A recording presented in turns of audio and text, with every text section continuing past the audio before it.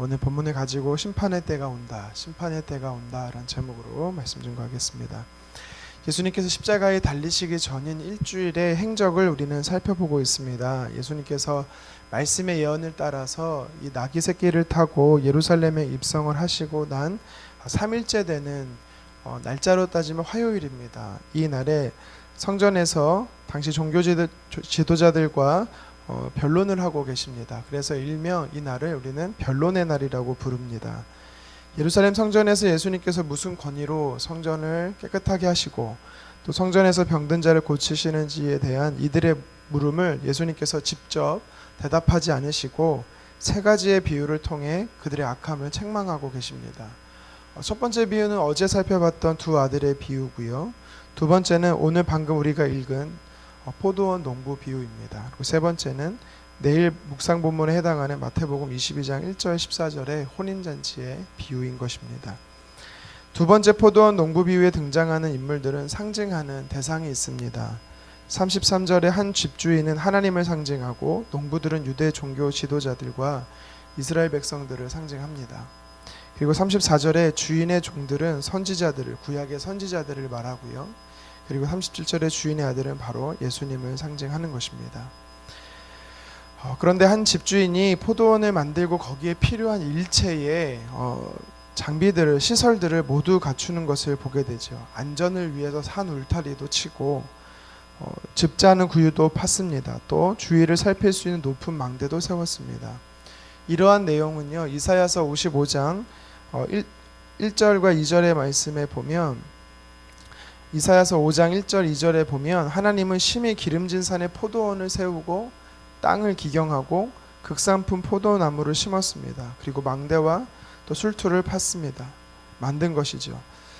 이렇게까지 사실 이 포도원을 만드는 농부 주인은 없습니다.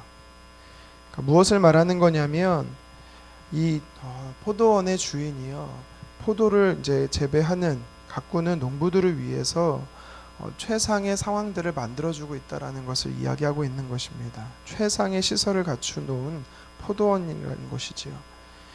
그러니까 포도원에서 일할 수 있는 농부들에게 또 새로 주었다라고 성경은 이야기를 하는데요. 이것을 보면 주인은 자신의 포도원을 맡아서 일하는 농부들이 조금이라도 편하게 일할 수 있도록 신경을 다 쓰고 있는 아주 좋은 주인인 것을 볼 수가 있습니다. 당시 팔레스타인에는 땅 주인들은 농사를 짓지 않고 소작농에게 농사를 맡겼습니다. 그 농사를 통해 수확한 일부를 소작인들에게 이제 주고 나머지는 이제 농부들이 모두 가질 수가 있었습니다. 우리가 일명 회사의 택시 산학금 제도라는 게 있지요. 그것과 똑같습니다. 법적으로 주인이 착취를 못하게 되어 있고요. 그러니까 포도원의 농부들의 생계를 위해서 사회적으로 제도적으로 만들어 놓은 것 중에 하나였던 것이죠.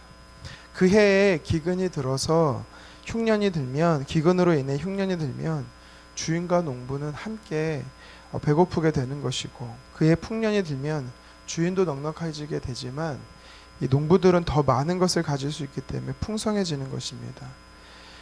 그리고 당시에 이 중동 지역의 주인들은요, 땅의 주인들은 농지 근처에 살지 않았습니다. 그러다 보니까 이 농부들이 그 땅을 맡아서 일을 하는데, 때가 되면요, 소출이 되면 이제 대리인들을 땅 주인이 보내게 됩니다. 대리인들을 보내는데 오늘 말씀에 보면 농부들이 주인이 보낸 대리인들을 심히 잡아 때리고 돌로 치고 죽이는 상식적으로 있을 수 없는 일이 벌어집니다. 왜냐하면 이 주인이 농사를 결산하고 나야 이 주인의 것을 조금 떼고 대부분 이제 농부들이 자기의 것을 수확한 자기의 것을 몫을 차지할 수가 있습니다. 그리고 그 해에 농부들에게 잘 보여야 농부들은 주인에게 잘 보여야 그 다음에 그 땅에서 또 농사를 지을 수 있습니다. 그러니까 좋은 평가를 받아야 되는 겁니다. 대리자로 온 자들이 주인 대하듯 그들을 섬겼어야 되는 것입니다. 그런데 오늘 예수님께서 말씀하시는 비유에서는 있을 수 없는 일이 일어나지요. 주인이 땅을 마땅히 해야 할 결산을 대리인들을 통해 보내는데, 소작농들은요, 주인이 보낸 종들, 다시 말해 구약의 선지자들도 또 죽이고 때리고 잡고 또 몇 차례나 그렇게 종들을 보내지만 그들은 거부합니다. 심지어 아들인 예수 그리스도를 보내도 그들은요 그 결산에 대해서 원치 않고 있는 것을 보게 됩니다. 35절과 36절에 선지자들을 잡아 죽일 뿐만 아니라 39절의 말씀처럼 그 아들도 죽였습니다. 예수님께서는 이 비유를 말씀하시면서 며칠 후에 이 십자가에 달리실 자신에 대한 비유를 말씀하고 계시는 거지요. 당시 유대 종교 지도자들의 죄악을 지적하고 책망하는 이 예수님의 비유를 통한 경고를 볼 수가 있는 것입니다. 변론의 날에 예수님께서 하신 이 두 번째 포도원 농부의 비유를 통해서 우리는요 예수님이 말씀하시는 이 교훈이 무엇인지 영적 메시지를 살펴볼 수가 있습니다. 첫 번째는 우리는 하나님 나라의 청지기라는 것입니다. 33절 하반절에 보니까 집주인이 이 포도원을 농부들에게 맡기고 타국으로 갔습니다. 그러면서 성경은요 새로 주었다라고 말합니다. 빌려준 것이지요. 임시로 맡긴 것입니다. 농부들은 자신들의 경작지를 가꾸는 이 지주들이 아니라 소작농들입니다. 언젠가는 주인에게 돌려주어야 하는 자들이라는 것이지요. 그래서 열심히 일해서 소출 가운데 일정한 분량을 주인에게 줘야 하는 의무가 있습니다. 여기서 우리가 관심을 기울여야 하는 것은 이 소작인들이 바로 저와 여러분들이다라는 것이지요. 우리의 모습입니다. 성경은 우리가 하나님께서 지으신 것들을 관리하도록 책임을 우리가 위임받았습니다. 창세기 1장 26절에 보면은 하나님께서 우리에게 다스리게 했습니다. 다스리게 했지 그것이 주인이 되라라고 말씀하지는 않으셨습니다. 창조의 원리에서 볼 때 모든 사람은 하나님의 소유를 관리하는 청지기들인 것입니다. 신분의 높고 낮음의 문제가 아닙니다. 남녀노소의 차이도 존재하지 않습니다. 모든 사람들은요 하나님의 이 세계에서 각 영역을 한 부분을 맡아 관리하는 소작농인들 뿐인 것이지요. 주인과 약속한 것을 내고 또 남은 것으로 자신의 생활을 위해 열심히 일을 해야 되는 것입니다. 게으름을 피운다든지 최선을 다하지 않으면 자신의 의무에 충실하지 못하면 그 다음 해에 우리는 그 청지기로서의 책임을 다하지 못하는, 다시 말해 땅을 빼앗기게 되는 일도 우리는 감수해야 되는 것입니다.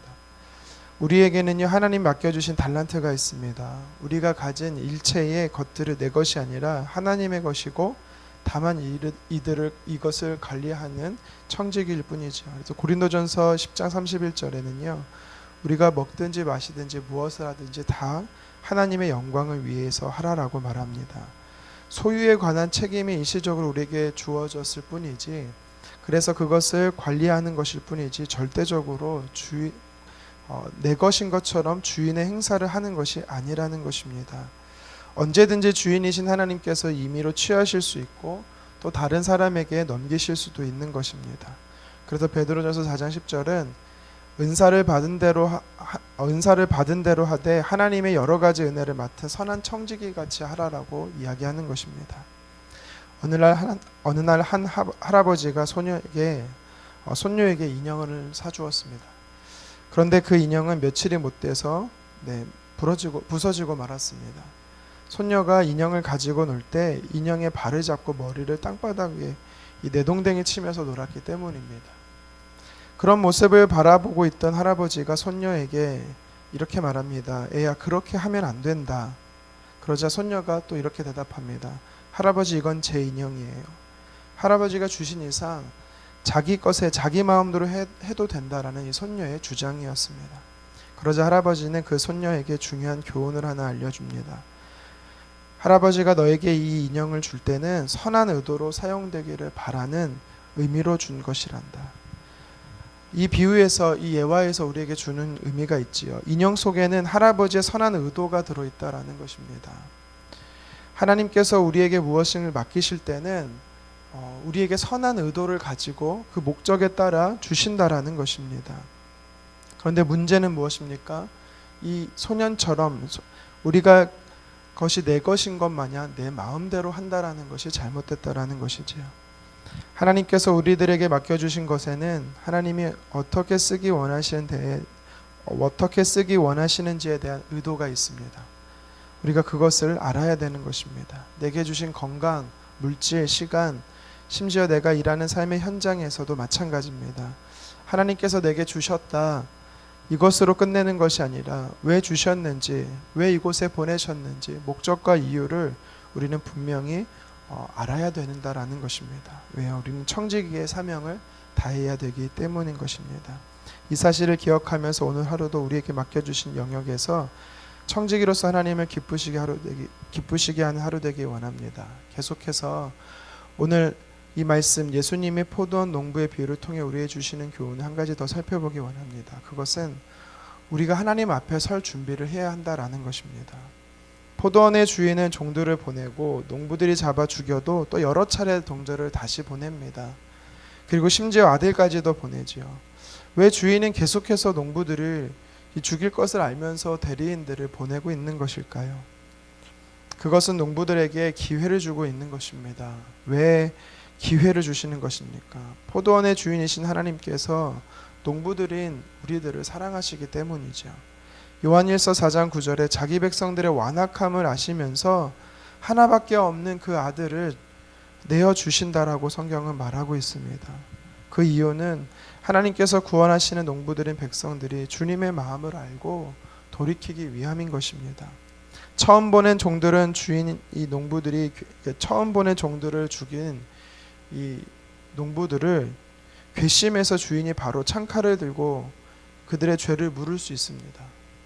농부들은 그렇지만 그렇게 하지 않는 이유는 농부들을 사랑하는 주인이 그것을 원치 않는다라는 것이지요. 자신을 대신하여 다른 종들과 아들까지 계속해서 보내시면서 그들이 마음을 돌이켜서 주인의 마음을 알기를 원한다라는 것입니다. 오늘도 저와 여러분들에게 오늘이란 시간도 또 내일이란 시간도 당연히 주어지는 것으로 우리는 착각을 합니다. 그렇지가 않습니다. 하나님께서 허락하셨기에 우리에게 기회로 다가온 것이지, 지금 포도원의 주인이 되신 하나님께서 농부들이 돌이키는 돌이키기를 원하시는 하나님이 계획하시는 그때가 지나면, 심지어 오늘 말씀에서 이야기하는 것처럼 주인이신 하나님께서는 직접 찾아오신다라는 것을 우리에게 말하고 계십니다. 우리는 하나님 앞에 설 준비를 해야 합니다. 40절에 주인이 포도원에 방문한다라는 것처럼 하나님은 반드시 포도원이 이 땅을 심판으로 오십니다. 41절의 말씀처럼 악한 농부들은 진멸을 당하게 될 것입니다. 히브리서 9장 27절도 말하죠. 반드시 심판이 있다라는 것입니다. 그렇다면 우리는 얼마나 많은 열매를 하나님께 열매를 맺어드리고 있는 것일까요? 이번 주 화요일에 여자 제자반을 하는데 한 집사님께서 나눠주신 이야기를 좀 들려드리고 싶습니다. 한 집사님의 가족분 중에 연세가 많으신 분이 이제 소천을 하실 때 자기의 임종의 때를 알고 버스가 다니지 않는 곳임에도 불구하고 교회까지 직접 걸어가셔서 목사님을 모시고 자신의 집으로 모셨다라고 합니다. 자기가 누웠고 목사님이 기도를 부탁을 드렸는데 그때 목사님의 기도를 받는 도중에 소천하셨다라고 이야기를 합니다. 참으로 평안하게 돌아가신 것이지요. 그런데 이 어르신의 모습이 그 마을 다른 사람들에게 전도가 된 것입니다. 기도를 받는 가운데 하늘나라로 가신 것을 보고 주변 사람들이 예수님을 믿게 되고 교회에 나오게 되었다라는 것이죠. 저는 이 이야기를 들으면서, 이 어르신의 이야기를 들으면서 그분의 마지막 순간까지도 하나님께 복음의 사람으로 한 영혼을 돌아오게 하는데 귀하게 쓰임을 받았구나라는 생각이 들었습니다. 감동이 되었습니다. 흘러가는 시간은 영원할 것 같지만 그렇지가 않습니다. 포도원의 주인은 종들을 계속해서 보낼 것 같지만 그렇게 하지 않았습니다. 마지막에 아들을 보내고 이제 시간이 되어 심판의 때가 되어 포도원을 방문하는 것을 오늘 말씀을 통해 보게 되는 것입니다. 하나님의 기다림의 끝이 다가오고 있습니다. 그 시간이 점점 임박해지는 것입니다. 하나님의 심판의 때가 되면 우리는 이 농사한 열매들을 가지고 하나님 앞에 결산해야 되는 것입니다. 게으르고 악하다는 평가가 아니라 착하고 충성되다라는 칭찬을 저와 여러분들이 받기를 소망합니다. 농부가 주인을 위해 열심히 농사를 하듯 오늘 우리는 하나님의 영광을 위해 잃어버린 영혼들을 돌이키게 하는데 힘썼으면 좋겠습니다. 말씀을 정리합니다. 포도원 주인은 농부들이 농사를 잘 지을 수 있도록 최고의 환경을 만들어 주었습니다. 이것은 우리가 살아가는 형편을 곰곰이 생각해 보면 하나님이 내게 허락하신 최고의 환경이다라는 것을 우리는 기억해야 됩니다. 원망과 불평할 것이 아니라 매 순간 하나님 앞에 감사해야 될 이유들이 많다라는 것입니다. 그리고 우리는 주인이 아니라 청직이라는 것입니다. 주인을 기쁘시게 하는 청직인 것이죠. 주인은 일을 맡길 때 그냥 맡기지 않습니다. 주인이 맡긴 일에는 의도가 있습니다. 선하신 뜻이 있는 것입니다. 왜 내게 물질을, 건강을, 시간을, 은사와 재능과 달란트를 주셨는지 우리는 잘 알기를 원합니다.